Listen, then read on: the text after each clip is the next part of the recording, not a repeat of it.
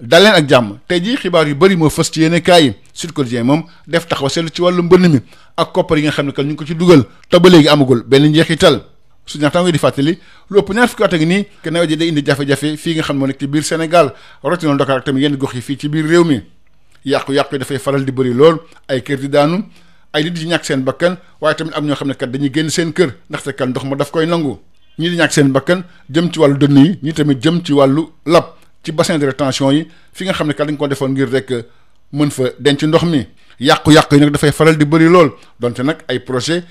plan ak programme nag fasaloon nañ ko atum 2000 ba léegi waaye nag loolu amul benn njeexital di fàttali nag dugal nañ ci kopp yu bëree bëri waaye nag ba léegi amagul loo xam ne jur na ko ngir rek xeetali askan wi moo tax sax nañu war am nag vision bu leer naññi jëmale ko ci xeex ak lu jëm ci wàllu mbënn mi ci waxtu woo xam ne kat adduna bi dafa jànkonte lu jëm ci wàllu changement climatique xeex ak wàllu mbënn mi ci Abdoulaye Wade ba ci Macky Sall dañ ci dugal ay milliards yu bëree bëri waaye ba léegi amagul benn njeexital Ziguinchor la ci gën a fës moo jëm ci wàllu mbënn mi ak tamit urbanisation anarchique Kaolack nag moom tamit yëf itam laal na ko bu baax a baax dafa mel ni kaw amuñu benn solution pour Kaolack lokk Kaolack ak Ziguinchor moo xuri mbuur mbënn moomu nag bokk na ci li nga xam ne kat moo gën a jàmb te gouvernement Sonko 2 war na ko mën a saafara gouvernement Sonko 2 sax amaloon na démb nag conseil des ministres bu njëkk le quotidien national Le Soleil di fësal ne gouvernement kat jóg na taxaw tem ngir rek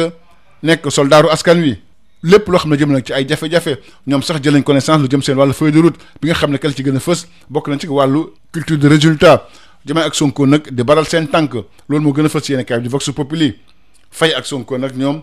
wane seen bëgg-bëgg li ni mel moo gën a fës yéene kaay bi di yor su ñaata nga di ci yokku ne ki nga xam ne kat moo jiite réew mi ak Ousmane Sonko ñoom wax nañ nag orientation yu mag yi nga xam ne kat lañ caa jaar ci weer ñu dëgmal si seen feuille de route nag li ci gën a fës bokk nañ transformation économique durable modernisation des infrastructures waaye tamit ful lépp lu jëm ci wàllu secteur stratégique ak tamit promotion de l'innovation waaye tamit fekke xale yi am wàllu xëy loolu yëpp nag def ko ci gouvernement boo xam ne kat ci lu leer lay tegu li ni mel sax moo gën a fës yéene kaay bi di yor les écoles di fasal ne Ousmane Sonko kat moom mu ngi ërtal ñi nga xam ne kat ñoo nekk ministres yi jëm ci wàllu discipline collective waaye tamit nekk royuwaay jëm nag ci wàllu rationalisation ci wàllu contrôle nee na kat du nangu mu ngi ñu saaxee li nga xam ne kat mooy moomeelu réew mi ci source a Ousmane Sonko moom di sant di gërëm ñi nga xam ne kat ñoo fi nekkoon ministre ginnaaw liggéey bu am solo bi nga xam ne kat def nañ ko ci fukki weer ak juróom-ñaar yi nga xam ne nekk nañ ko ci bopp gouvernement bi waaye ministre yu bees yi kat mu ngi leen di dénk ñu gën a liggéey su ko defee askan wi mën cee gis seen bopp ci waxtu woo xam ne kat dëkk bi moom daanaka feebaru mag la fa bës féppay métti ci yéeni kaay bi ba tey Ousmane Sonko di fàttali lu jëm ci wàllu dette cachée bi nga xam ne kat daanaka mu ndil Sénégal nag jafe-jafe yi nga xam ne ci la nekk fi mu toll nii libération dafa leen si waat ci marché bu duuta bi am ci parc technologie bu jam ñaajo milliards ak lu topp nag lañ ñu tungaañ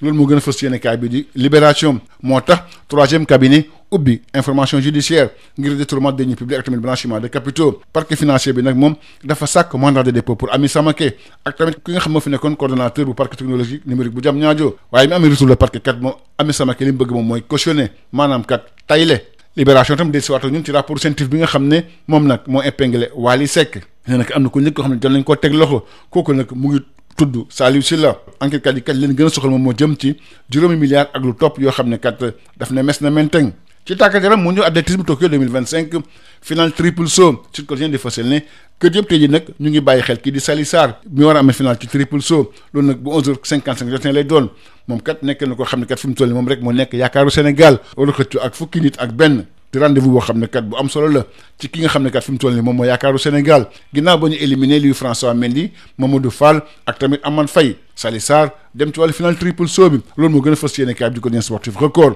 Le Soleil di fësal ne Sali Sarr fi mu toll nii kat moom moo nekk yaakaaru Sénégal jëm na ci mondiaux yi nga xam nga am fële ca Tokyo Ligue européenne des champions club de Bruges war a sëgg ak Monaco Lamine Camara kat ñu ngi xaar ci jogante boobu loolu moo gën a fës yéene kaay bi di quotidien sportif record tey li ñu amal nag bés yu mujj jëm ci wàllu Ligue européenne des champions ci wàllu première journée bi Bruges wala dalal équipe bi di Monaco su ñaataango itam desuwaat ñu ci match yi nga xam ne amoon na démb ak Nicolas Jackson mi nga xam ne kat fayu na ci digganteem ak Chelsea ndaxte kat démb Bayern Munich dafa gagné Chelsea 3-1 waaye nag gën a jar a bàyyi xel moom moo nekk Youssouf Mbodj mi nga xam ne kat dafa def lu am solo démb ak Slavia de Prague moom kat ñaari bi la dugal ci Ligue européenne des champions bi Sadio Mané tamit dugal na ci Ligue asiatique des champions mbokk yi jàngeen jëf beneen incha allahu rabbi. Bonjour à tous. Plusieurs sujets sont développés dans les journaux ce jeudi. Sud Quotidien s'arrête sur la prévention et la gestion des inondations. Diagnostic d'un gouffre à milliards, c'est le titre qui barre la ligne du journal. Mon confrère explique les saisons des pluies se suivent et se ressemblent ou presque. Depuis des décennies, l'hivernage rime chaque année avec des inondations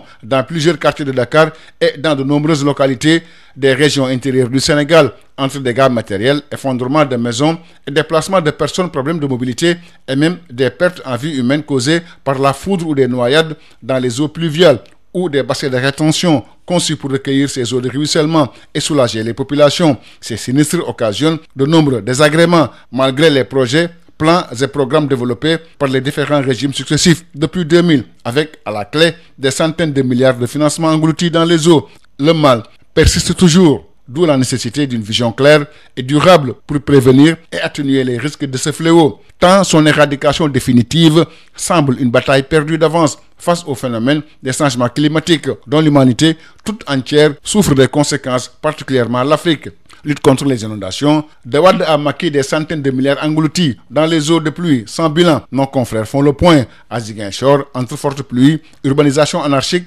et sol fragile, la capitale du Sud est confrontée à un ennemi silencieux mais dévastateur. À Kaolack, retour des inondations sur les sites à haut risque et les conséquences sur la santé publique. Une question sans réponse depuis des décennies. Mbour, une ville littorale piégée par les eaux. Ces inondations font partie des priorités du gouvernement de Sonko II, qui a tenu hier son premier conseil des ministres. Le gouvernement en ordre de bataille. C'est le titre qui barre la ligne du quotidien national Le Soleil. Au complet, le gouvernement a pris connaissance de sa feuille de route, désormais centrée sur l'action et la culture du résultat. Diomaye et Sonko accélèrent la cadence. Leurs 1001 directives au gouvernement et aux nouveaux ministres, écrivent nos confrères de Vox Populi. Faye et Sonko fixent le cap. Renchéri yor. Selon mon confrère, le chef de l'État et le Premier ministre Ousmane Sonko ont défini les grandes orientations pour les mois à venir. Leur feuille de route met l'accent sur la transformation économique durable, la modernisation des infrastructures, le renforcement des secteurs stratégiques, la promotion des innovations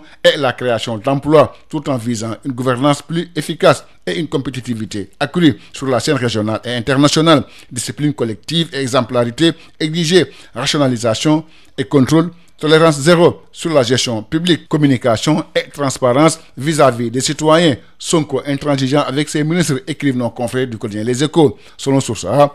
Ousmane Sonko a adressé ses vives félicitations et remerciements au ministre sortant pour le travail accompli pendant 17 mois. Quant au ministre entrant, il leur a souhaité la bienvenue et les encourage à ne ménager aucun effort pour participer de façon optimale à relever les défis qui s'imposent dans le contexte actuel. Dans le même journal, Ousmane Sonko a rappelé la dette cachée dont la découverte et la divulgation n'ont pas manqué d'engendrer des conséquences fâcheuses sur l'équilibre macroéconomique. Libération revient sur l'affaire du marché douteux du parc technologique de Diamniadio. 1,476 milliards de francs CFA détournés. C'est le titre qui barre la ligne du journal. Une information judiciaire ouverte au 3e cabinet pour détournement de deniers publics et blanchiment de capitaux. Le parquet financier requiert le mandat de dépôt contre Ami Samake et un ancien coordonnateur du parc technologique numérique de Diamniadio. En retour de parquet, Ami Samake veut cautionner. Nous restons avec nos confrères qui reviennent sur le rapport de la CENTIF mettant en cause Wally Seck. Une première arrestation enregistrée visée dans le réquisitoire du parquet financier en même temps que le chanteur Salou Sylla arrêté hier. Des retraits de 5,597 milliards de francs CFA au cœur des investigations. En sport mondial d'athlétisme Tokyo 2025, finale triple saut. Selon Sud Quotidien, tous les regards sont tournés vers Salissar qui dispute ce jeudi la finale du triple saut. La championne d'Afrique en titre entre en lice à partir de 11h55 et va tenter de créer l'exploit dans cet ultime défi face à 11 autres concurrentes. Un rendez-vous historique pour l'ultime espoir de la délégation sénégalaise après l'élimination de Louis-François Mendy 110 mètres, de Mamadou Fall au 100 mètres et hier d'Amad Faye au triple saut. Salissar en finale du triple saut. Ce jeudi, écrivent nos confrères du quotidien sportif Record. Selon le quotidien national Le Soleil, après sa qualification mardi en finale au triple saut, Salissar sera à nouveau sur les sautoirs. L'athlète constitue le dernier espoir sénégalais aux mondiaux de Tokyo après l'élimination hier d'Amad Faye au triple saut. Ligue européenne des champions, club de Bruges contre Monaco, Lamine Camara pour partir du bon pied. C'est le titre qui barre la ligne du quotidien sportif Record. Le dernier acte de la Ligue européenne des champions sera bouclé ce jeudi. L'AS Monaco de Lamine Camara fait face au club de Bruges. Selon nos confrères, Nicolas Jackson a pris hier une revanche sur Chelsea. Le Bayern de Munich a battu les Blues 3-1. Mais celui qui a le plus attiré l'attention sur lui, c'est Youssouf Mbodj, auteur d'un doublé avec le Slavia Prague. Sadio Mané a aussi marqué en Ligue asiatique des champions. Merci, c'était tout. À vos journaux et bonne lecture à tous.